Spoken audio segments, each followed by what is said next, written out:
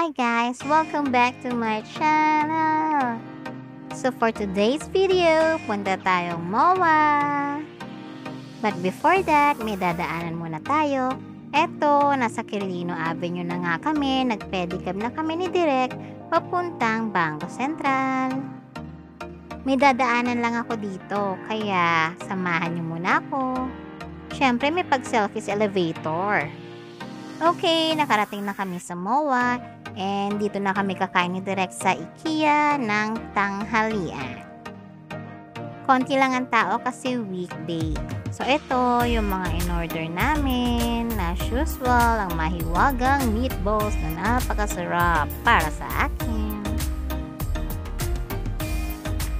O diba, konti lang ang tao. Yan, sarap pumunta pag weekdays. Dahil nandito na tayo, tara maglibot-libot tayo. Tingnan natin kung anong bago.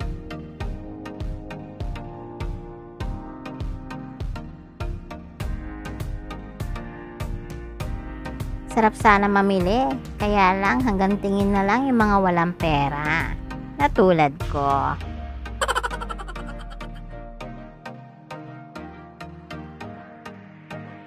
May nakita nga pala ako dito. Bilao. Nakakamangha lang. Kasi namamahalan ako sa kanya. 300 pesos. Siguro kung bilao na to ay katulad ng kay Maricel Soriano na super inday sa bilao. Tapos nagka-jowa siya. Ay, bibilhin ko talaga to.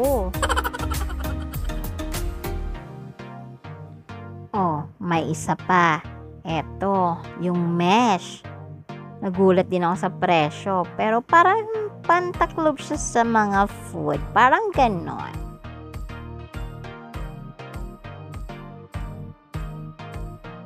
Okay, so tapos na kami maglibot dyan ni Direk sa IKEA. So punta naman tayo sa garden. Yung bagong Sky Garden daw sa MOA.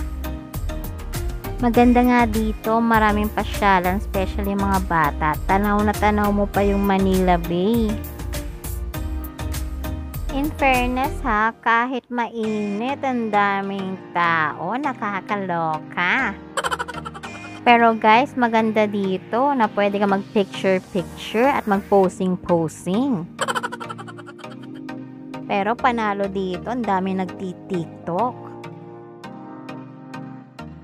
Ang ganda talaga dito. So kung may time kayo, sama nyo yung buong family, tapos puntahan nyo tong garden sa MOA. Nasa 3rd floor.